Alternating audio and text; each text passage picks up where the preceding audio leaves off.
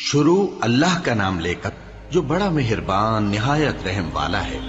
لوگو اپنے پروردگار سے ڈرو جس نے تم کو ایک شخص سے پیدا کیا، یعنی اول اس سے اس کا جوڑا بنایا، پھر ان دونوں سے کثرت سے مرد و عورت پیدا کر کے روئے زمین پر پھیلا دیے۔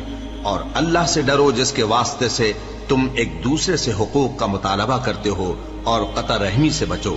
کچھ شک نہیں کہ اللہ تمہیں دیکھ رہا ہے۔ اور یتیموں کا مال جو تمہاری تحویل میں ہو ان کے حوالے کر دو، اور ان کے پاکیزہ اور عمدہ مال کو اپنے ناقص اور برے مال سے نہ بدلو، اور نہ ان کا مال اپنے مال میں ملا کر کھاؤ کہ یہ بڑا سخت گناہ ہے۔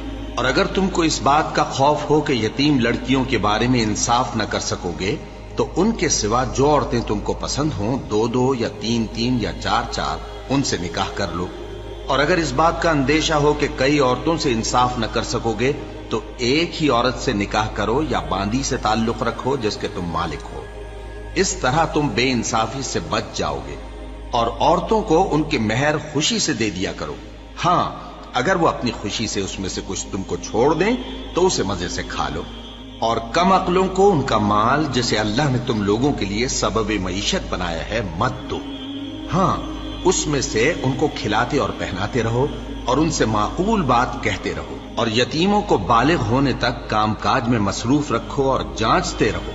پھر بالغ ہونے پر اگر ان میں عقل کی پختگی دیکھو تو ان کا مال ان کے حوالے کر دو، اور اس خوف سے کہ وہ بڑے ہو جائیں گے، یعنی بڑے ہو کر تم سے اپنا مال واپس لے لیں گے، اس کو فضول خرچی اور جلدی میں نہ اڑا دینا۔